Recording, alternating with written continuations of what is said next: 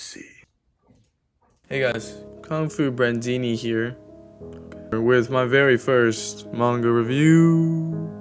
Today I'm going to be talking about a supernatural, psychological seinen manga called Homonculus. Let's get into it. Yes, homunculus like brotherhood? No, not the same thing. If you clicked on this video, that means your ass definitely either A, watches anime, or B, reads manga, if not both. But one thing, as a person who has indulged in both all of his life, I can definitely say I have my experiences with the shitty feeling of depression, anxiety, and insecurities. Plural. Fuck! So what I'm saying is, if you like dark shit, you like that fuck shit, you like that fucks with your mind shit, you like that depressing, sad fuck shit, then please listen to what I have to say. Right off the bat, first few pages in, we're introduced to our MC, my man, Nakoshi, literally sucking his fucking thumb in the fetal position when you're in your mama type, asleep in his dirty ass car. Very soon we find out that this fuck ass is homeless. Not that there's anything wrong with being homeless though, but leaving us, or at least me, asking, how did he get here?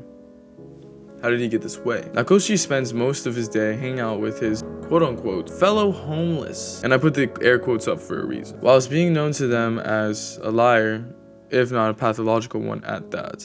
One day, Nakoshi is approached by some punk-looking fuck under the name of Ito.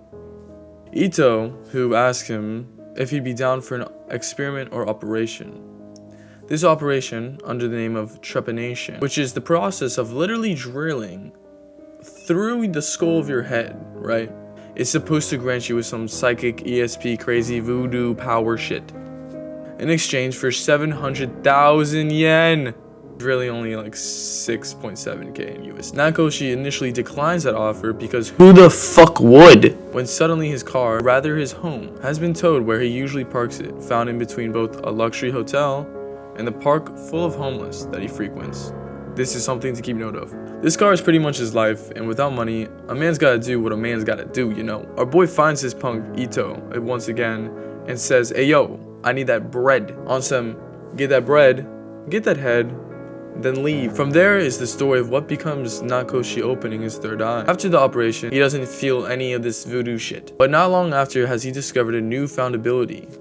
But what he sees is fucked. What he sees is unknown to our practitioner, something outside of the realms of science that Ito is familiar with and abides by. Nakoshi discovers that when he covers his left eye, he is now able to see into the hearts of other people, the distortions of people, true intentions maybe, but what it really is the homunculus inside of other people. The grief, the fear, and those insecurities, that shit that leaves you awake at night, that shit that you can't ever get out of your head because it's something that will always be part of you. With this ability, Nakoshi goes on a journey to unravel the meaning of the homunculi around him and eventually his own. So I'm gonna just say it. The art is fucking awesome. So it goes for this look, this like realistic look that not only is something that you kind of just see the art and you're like, oh, this is realistic. No, it's realistic in which you can feel it. When you're looking at these homunculi, you can feel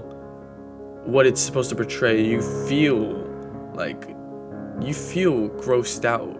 Like you're literally like, what the fuck is that? Rhetorically, of course, because you know what it is. It's just disgusting that someone is that, or someone is represented by that. The range of homunculi that you see throughout the series ranges from, for example, a faceless woman who does not even know who she is anymore after slaving away her own body to be a prostitute, putting on this different persona for so many different people, unable to even look at herself in the mirror and know and see who she thinks she is. This example, maybe a bit self-explanatory. If it's not, then click off this video. This video is way past your age. And even silly shit like this, where obviously this man doesn't give a fuck about what people say. I absolutely adore the art all the way through for both of these reasons, because of it not just projecting something that is realistic in the sense of the way it was drawn, but the realistic grasp of this is what someone's struggling with, this is what someone's toxic trait is, this is something that is traumatic to them, this is something that is grief. It's just the art 10 out of 10. So, this manga has taught me a lot. This manga has taught me a lot. Growing up as someone who didn't really have friends up until 7th grade. Growing up as someone that was always last picked as sports.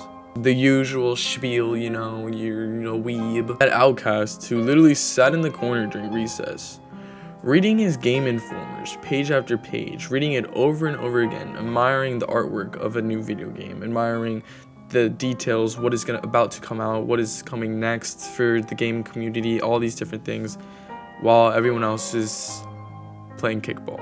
I've always yearned for that feeling of acceptance and to feel admired and loved by others. And without spoiling anything, if that is something you can resonate with, this manga has a lot to teach you. I grew up with countless insecurities, trauma of the past, and things that made me want to sleep and never wake up again. Growing up with an Asian family especially, I'm sure there are people out there who can relate. It's really easy to find yourself insecure over at least 1, if not 10 things. If it weren't grades, it was capability. If it wasn't capability, it was athleticism. But if it wasn't athleticism, grades, intelligence, the yada yada. And what it was for me, it was the looks along with the weight. So I guess the looks overall, huh? I can't dive exactly into why this manga resonates heavily with me in relation to those ideas. Maybe you should read it to find out. But as someone who grew up with and still faces that person in the mirror, who tells himself, "You're not looking too great today, buddy. This is for you." This is definitely something that helped me take a step back, reflect,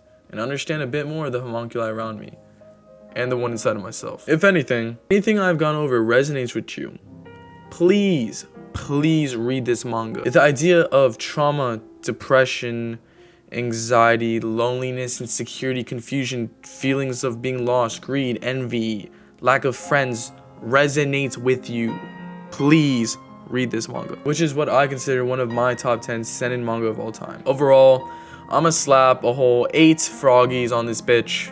This shit was a good read. I love Froggies. I love this manga. If you enjoyed my review and you want to see more shit like this, please like the video, comment your spiel, comment as to why I was wrong, just subscribe if you want to see more, yada yada, you know that shit. Anyways, oh, and before I go, because I haven't mentioned this yet, read the fucking manga.